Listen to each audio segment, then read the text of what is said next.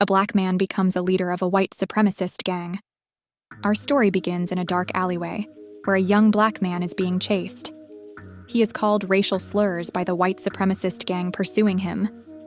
From the shadows emerges their leader, a black man. Between the 1960s and 1980s, farming was the practice of fostering black children to white families while the parents attended school. In 1967, a Nigerian man and his wife named Femi and Tolu walk through Tilbury, England. In their arms, they carry their infant son, Enitan. Hesitantly, they leave him with Ingrid and Jack Carpenter to foster him, communicating that it is only until they finish their studies. 8 years and 5 more children later, the Carpenters are still fostering. Enitan is a sensitive child who chooses to separate himself from the others and has made a special place for himself behind the living room couch. Ingrid, while affectionate, has her favorites amongst the kids and will sometimes refer to Africa as Wooga Wooga Land to the children. She also has a hard time connecting to Enitan. Enitan, who is desperate for his foster mother's approval, will steal for her upon request. But if caught, Ingrid will pretend to have no involvement in his actions. Upon returning one day, he finds that his Nigerian parents have come for him and that he will be returning to Africa with them. Enitan is thrust into an unfamiliar land and culture, afraid he is unsure of how to interact with his surroundings. His own grandfather recognizes that he is unable to assimilate and comments on it to Enitan's father, after engaging in cultural practices that are foreign and scary to him. Enitan stops speaking. After being kicked out of several schools for fighting with teachers, his father decides that the best thing for him is to return to Britain. Culturally confused and desperate for acceptance, Enitan begins to self-loathe. After attempting to wash the black off of himself, he covers himself with powder to appear white, but is mocked by other children. 8 years pass and Enitan suffers intense bullying from other students. He develops a hatred for other minorities, even calling his teacher a black bastard. After he is suspended for fighting with other students, he is attacked by a group of skinheads named the Tilbury Skins. Enitan is beaten, stripped naked, and then spray-painted white. Days later, his teacher sees him lurking outside of the school and tries to help him. She explains that she knows what it feels like to hate yourself, but embarrassed, he runs away. Later, he sees the skinheads again and attempts to fight them only to be beaten. In an act of defeat, he sits at Levi, the group's leader's, feet. The group accepts him, but only as their quote-unquote pet. Enitan joins them as they rob and loot storefronts, but he is told to stay outside. When he does try to take part in robberies, he is checked by Levi. However, later on in the group's hangout, Levi attempts to make Enitan have sex with a pig. Disgusted by the act, he slits the pig's throat and smears its blood on his head. In a strange twist of fate, Levi inducts Enitan into their gang. Meanwhile, his teacher attempts to visit Enitan's home in an effort to help him, but his foster mother turns her away. To demonstrate his commitment to their ideology, he carves the words, "Black, see you next Tuesday," into his fist, and agrees to lure another black person into a beating. Enitan finds Ms. Dapo in the parking lot. She attempts to give him her phone number, but he only watches as the gang beats her. He does, however, pick up the paper when no one is watching. One night, while walking with her friends, Ingrid sees Enitan with the gang about to attack a group of black men, but she quickly walks away. That night, the Tilbury Skins are counting the money that they've stolen. When Levi requests Enitan's share, he throws the money for the men to collect on the ground, much the same way that Levi did after their first heist. Levi looks on at Enitan as he begins to see him as a threat to his leadership. Ingrid confronts him and sees all the hateful ideology on his walls. However, he remains steadfast and proudly looks in the mirror and rebuffs her. She first tries to be gentle with him, then she becomes angry and tells him that no one wants him, and that the only reason that she took him back was because he and the other children were a package deal. After he leaves, Ingrid looks in the mirror, understanding her own role in what he has become. Next to her is a drawing of Paula, Levi's girlfriend. Levi has a newly acquired snake, which is a symbol of his leadership. When Eniton asks to hold it, he is scolded for asking. Later that night, another white supremacist leader walks into the gang's hangout. He is upset by Eniton's presence and asks what he is doing there. However, his real reason for coming in is to tell Levi that he should stop fighting with the other skinhead gang. However, Levi ignores him and continues focusing on his snake, while Eniton starts up the gang's war chant. After they leave, you see that Eniton is enamored with Levi's snake, a symbol of power.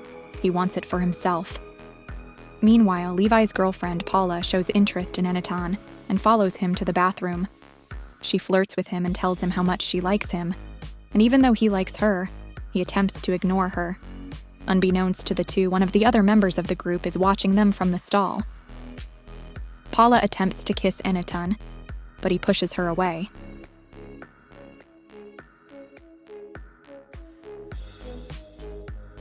Eniton walks back into the main room when a flaming bottle is thrown through the window. The gang Levi was warned about is on the attack, and when a fight breaks out, Eniton is cornered. On the floor, and with no options left, Eniton picks up the Molotov cocktail and hurls it at a skinhead, setting him ablaze. His finger now draws the symbol of the cross in blood on the jail cell wall. Here he is with his brothers, all together, or so it seems. A prison guard comes to release them, and as Eniton is about to leave, the guard stops him, hurls a racial slur and tells him that he must stay. The others leave him by himself in the cell. On the floor, Eniton remains until the door opens and his foster mother comes to collect him. Eniton is alone. He lies on the mattress on his floor, curled up in a fetal position. He still has the note from Ms. Dapo and stares at it. Downstairs, the Tilbury Skins have come for him. They've come to add to their numbers to fight against the rival gang. Ingrid protests. She tells them to leave, but they break her window. Hearing his gang, Eniton laces up and prepares for battle. His foster mother attempts to dissuade him, yet he pushes past her. She then yells to him not to come back, that if this is his choice, that he cannot return. Eniton leaves with the Tilbury Skins and they head to face off against their rivals. While walking, they see Paula. Her face is beaten and bruised. One of the other skins tells him that that's why no one else talks to her. The Tilbury Skins emerge onto a field of green, across from their rivals. Eniton stands side by side with Levi, who tells him to get ready, that all he has to do is get the other man down, and that they will attack. The other Tilbury Skins are shocked that Levi would give him the honor of leading the charge. Eniton takes off running toward the other skinheads. Their leader runs toward him and they collide. They wrestle on the ground. And then, Levi smirks as everyone starts to understand that they were leaving Eniton to be dogpiled. All of the rival skinheads attack Eniton as he screams in horror at the realization that he's been once again abandoned, this time by his gang. Eniton is left on his own to recover from his wounds, and stumbles back to the skins' hideout. He barges in demanding an explanation on why he was left to be beaten. Levi answers him coldly, "Did you really think I was going to let a coon lead us?"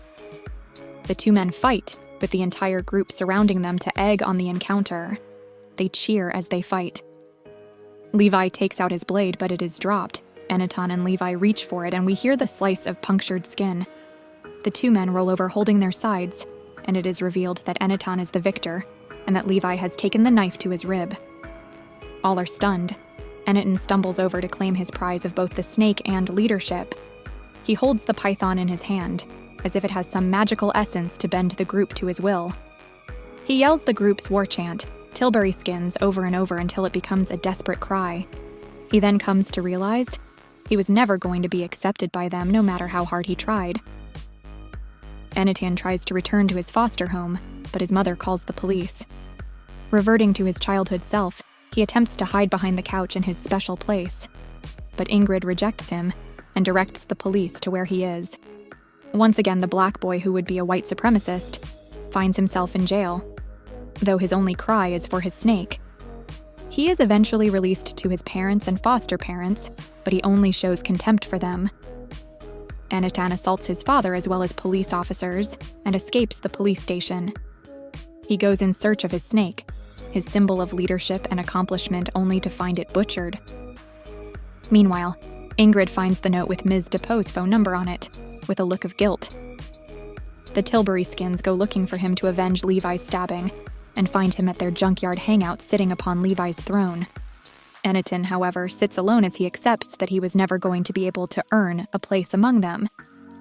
He places a noose around his neck and swings from a mechanical claw as the Tilbury skins watch him hang. The noose breaks, and he drops to the ground. Anaton is seen in the hospital with his mother looking on at him with tears in her eyes. Finally released from the hospital, we see Anaton escorted to a mental health facility. Upon opening the door, we see Miss Dapo. She now works with youth in crisis and offers to help Anaton.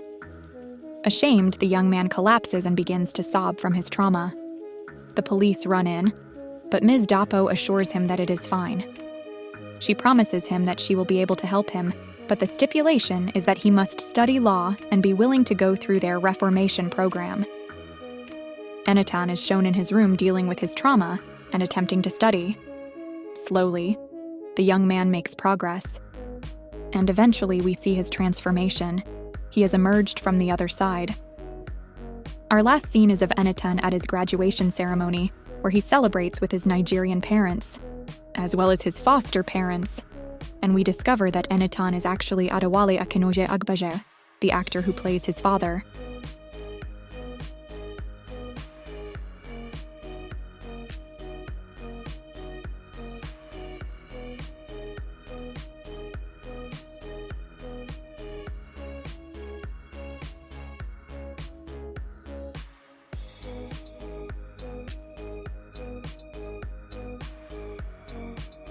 If you would like to support this channel, we create artwork that can be purchased via the eBay link in the description.